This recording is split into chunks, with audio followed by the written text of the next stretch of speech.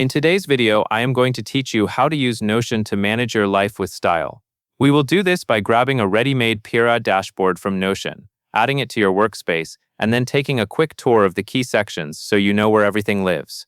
Start by opening Notion and heading to the Getting Started page. This is a helpful launch point because it connects you to guides and the template ecosystem. Once you are there, click Explore. Explore takes you into Notion's marketplace, where you can browse templates that are already designed for common life and work systems. In the marketplace, click into the search field and type Highlight.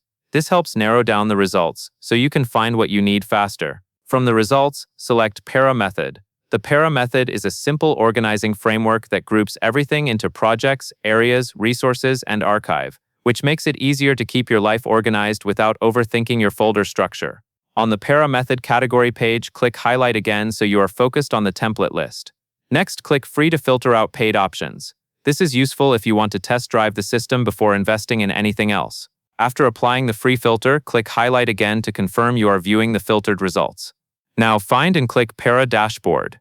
This brings you to the template page where you can review what is included. When you are ready, click Add. Notion will ask where to place it, and here you will click New Team Space.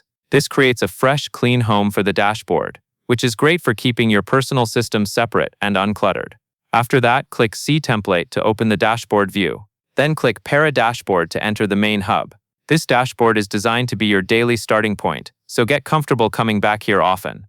From the dashboard, click Tasks to view where your to-dos live. Then click Projects to see active, finishable outcomes you are working toward. Click Areas to review ongoing responsibilities you maintain over time. Click Archive to store inactive items you may need later, without letting them crowd your current view. Finally, click Migration for guidance on moving your existing notes and plans into the Para structure. That covers everything you need to know. And that is all there is to it.